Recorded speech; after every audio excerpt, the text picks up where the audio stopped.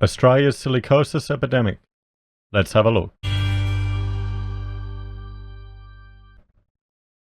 Hello everyone, Florian Heise here, stein of coffee in hand, and I thought we'd have a look at this article from the ABC. It's to do with the silicosis epidemic that is here in Australia, and, well, New Zealand as well. We often read in the newspaper different articles about stonemasons not too far from my age, often new dads, who were dying because of silicosis. And as an architect, I have specified these beautiful stone benches on lots of jobs. I mean, they look fantastic. And it's really a sad issue. Is this going to be the next James Hardy, guys? Do you have any friends or do you work in this industry? Because, I mean, are you wet cutting? Are people wearing enough safety equipment? We can all relate to being young, full of vinegar, and not really worrying about these things until, sadly, the message gets home. That is very dangerous. So, silicosis cases in Australia are rising, with thousands exposed to unsafe quantities of silica in the past decade. The number of known silicosis cases in Australia is rapidly climbing. The latest estimate puts the number of cases at 350 nationwide, about 100 more than in September. The spike in the sometimes fatal disease is being driven by a trend towards engineered stone kitchen benchtops. Thousands of workers have inhaled dangerous quantities of silica during the installation process over the last decade. And this is very popular in a lot of the high-rise apartments. The problem is when they cut it, they get the silica and they breathe it in. They're not wearing the right safety equipment, or it gets all over their clothes. I mean, look at him. Look at the guy here. It's everywhere. It's all over him. It'll get in the car. It'll get in the ute. The latest estimate of 350 silicosis cases comes from a leading dust disease clinician, Dr. Graham Edwards, who is also a member of the task force advising the Health Minister, Greg Hunt, on the matter. Previously, we were able to report on what's happening in Queensland, what's happening in Victoria, Western Australia, and New South Wales, said Dr. Edwards, the national spokesman for the College of Physicians. One of the advantages I have is being able to collect the information that's coming to me and putting those numbers together. He says the reporting process varies between jurisdictions, so it's impossible to know the true magnitude of the problem as yet, but 350 is the best guess. That growing number is also revealing of just how toxic silica exposure can be. We're forming a clearer picture, he says. From the first 35 that I saw, we're thinking in the order of 1 in 3 persons who were exposed for more than 3 years would develop the disease. So 30%. 30%. Silica in some benchtops more toxic than asbestos. And I can't say I'm surprised. Based on the new figure, the estimated level of toxicity has since been revised down narrowly.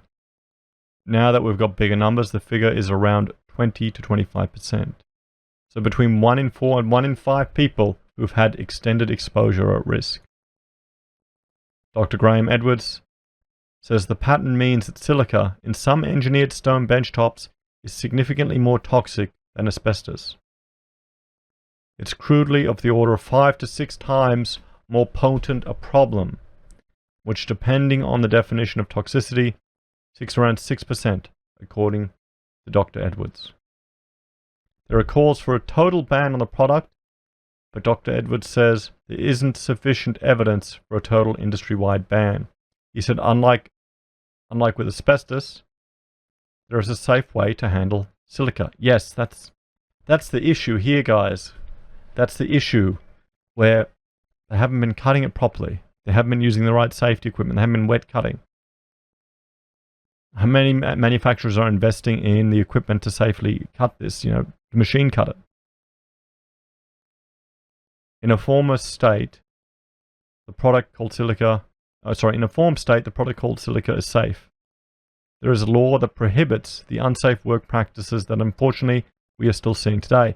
Well, here you go, guys. This is more evidence that just, putting laws in place will make all these problems go away. And they won't. They won't. They never do. There needs to be education.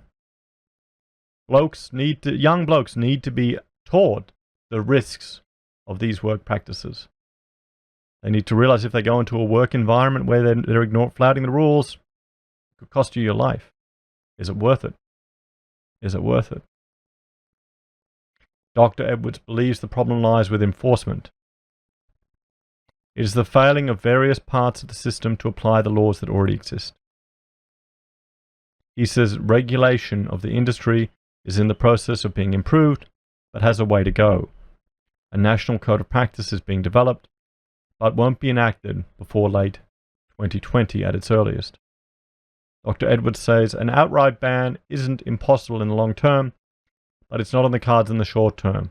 I think it's going to be unlikely.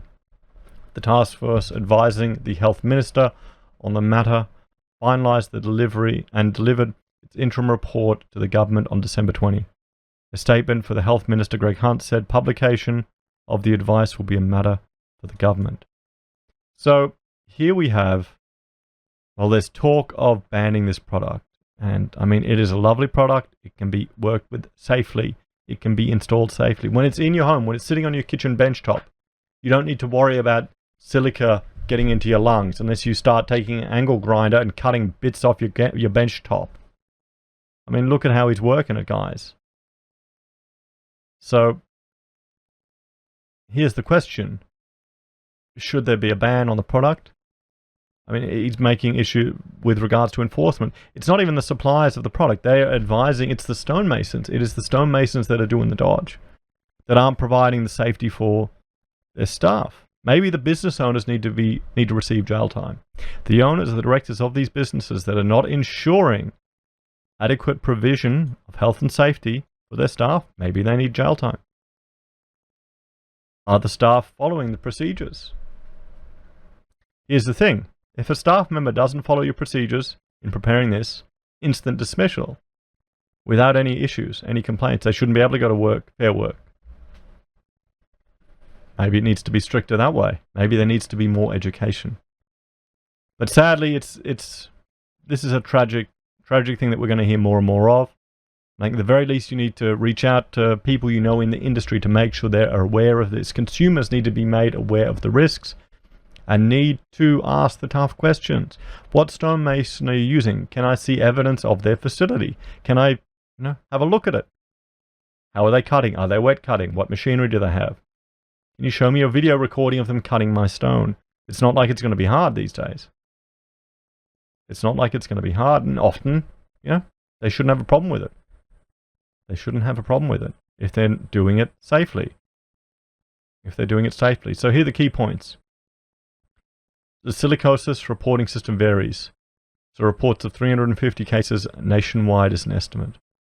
There have been calls for a total ban on silica, but dust disease clinician Dr. Graham Edwards says there is not sufficient evidence for this. He says there is a safe way of handling silica, unlike asbestos, and believes the problem lies with enforcement. I mean, what do you think, guys? Do you think this is a problem of enforcement? Are these workplaces not being checked? Are people not touching base with these businesses to make sure they're providing a safe work environment? Would this affect your decision with regards to using a stone benchtop on a project? Let me know in the comments, guys. Please like, share, and subscribe to the channel. If you're a fan and want to help us produce more, I have a Patreon where you can make a small monthly donation.